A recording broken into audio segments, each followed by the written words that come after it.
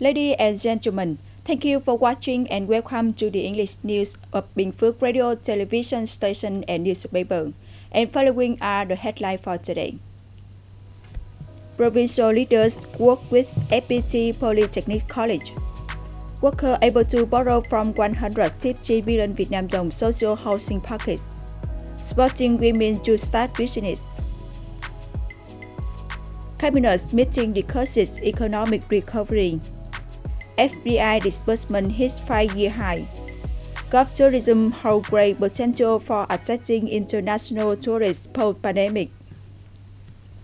Ladies and gentlemen, Deputy Chairman of the Bình Phước Provincial People Committee Trần Tuyết has held a meeting with FPT Polytechnic College on vocational training cooperation in order to ensure the province has a highly qualified workforce. FPT Polytechnic College currently has 3 training institutions: FPT Polytechnic College, International Linkage, and FPT College Program 9+. Over the past 10 years, it has educated more than 40,000 students at 16 campuses in 12 cities and provinces nationwide. It wants to link human resources training with development strategies when conducting training in Bình Phước, in which the focus will be on developing the fields of information technology, business administration, and automation. If approved by the provincial leaders, the FPT Polytechnic College will enroll students in 2022 and provide college programs in 2023, in accordance with existing vocational facilities in Bình Phước. Deputy Chairman Minh asked relevant departments and branches to create the necessary conditions for FPT Polytechnic College to provide human resources training for the province as soon as possible. With a nationwide network of activity, the Vietnam Bank for Social Policies has provided loans for more than 2 billion households, totaling over 80,000 billion Vietnam đồng. The bank will soon introduce a package to support workers with loans to build houses.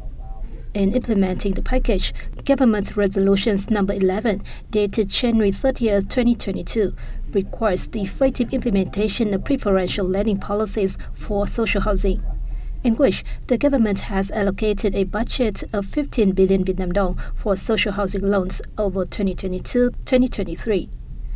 The Bình Phước branch of the bank has a budget of about 115 billion Vietnam dong.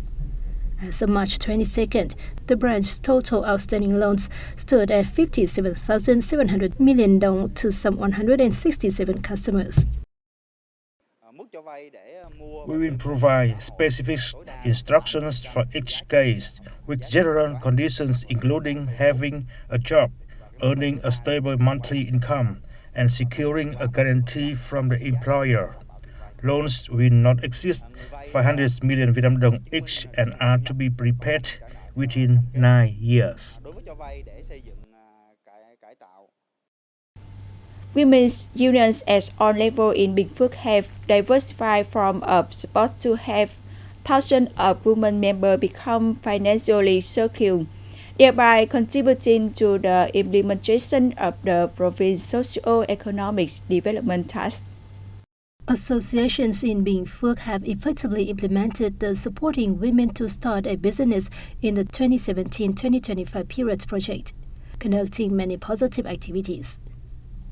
Associations at all levels regularly review and propose policies to authorities in districts, towns, and cities on supporting sustainable poverty reduction and developing sustainable livelihood models to create opportunities for poor women to participate. Women's unions at all levels will continue to promote information dissemination on poverty reduction and credit policies to women members and strengthen forms of support for women members to start a business. By 2026, at least 3 new cooperatives are to be established, and 22 groups of cooperatives are to have female participations in management, while 500 or more female employees annually are to receive vocational training support.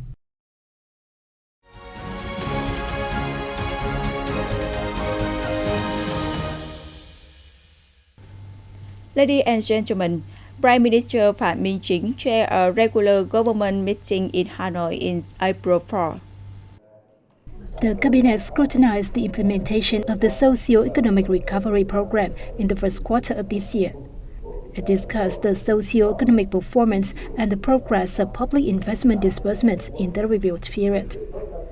Vietnam's economy expanded 5.03% in the first quarter of this year. The agro-forestry fishery sector grew 2.45%. The industrial and construction sector 6.38%, and the services sector 4.58%.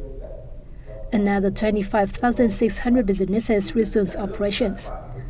In March alone, the number of newly established businesses reached 14,300, up 69% from last month.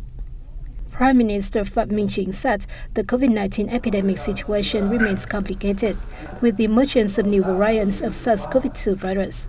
But Vietnam has basically controlled the situation, having reopened the economy, tourism, and schools.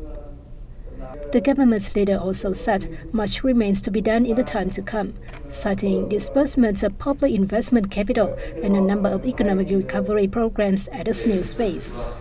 In addition, he said the implementation of the third dose vaccination and vaccination for children from 5 to under 12 years old remains low.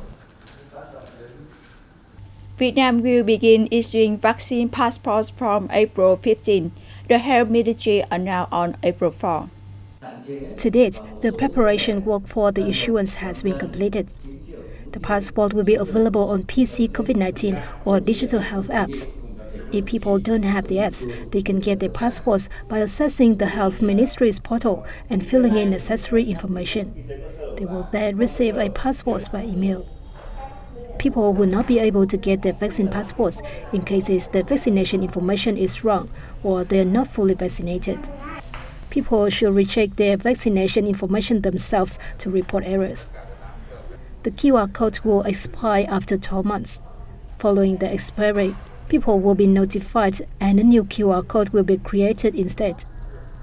According to the ministry, as of April 3rd, Vietnam has administered over 206.5 million vaccine doses. Disbursement of foreign direct investment in Vietnam in first quarter of this year rose by 7.8% compared to the same period last year to $4.42 billion, a 5-year record. According to the General Statistics Office, more than $4 billion of capital was added by foreign businesses to 228 operating projects in the period, up over 93% year-on-year.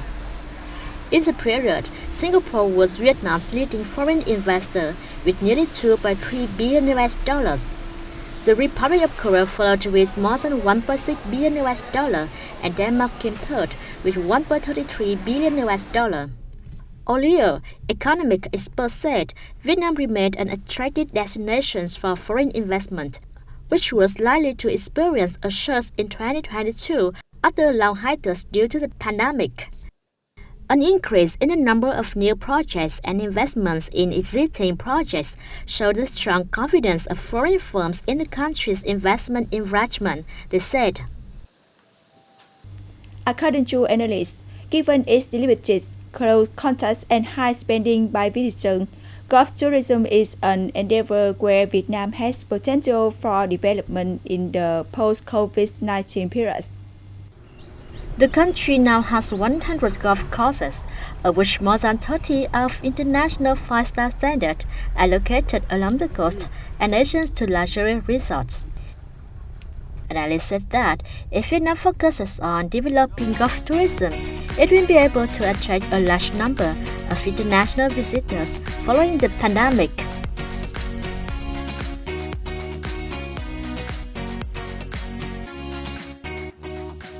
To develop golf tourism, we need to organize golf tours for domestic players. Golf courses also need to actively promote their image and cost among international players. We recommend cutting the price of golf tours for Vietnamese people to develop this type of tourism. The price of tours for foreign visitors is quite reasonable. According to the Vietnam Gulf Tourism Association, Gulf tourists to Vietnam are mainly from the Republic of Korea, Japan, and a number of Southeast Asian nations. Statistics show that 50,000 Vietnamese and 20,000 foreigners living in Vietnam play golf. The total number of golfers in the country is expected to rise to 300,000 by 2025.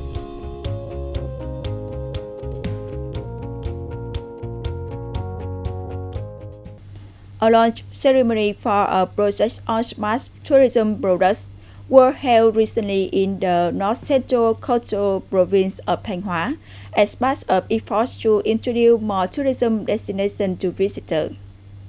The small tourism product project in Thanh Hóa will be implemented in two phases.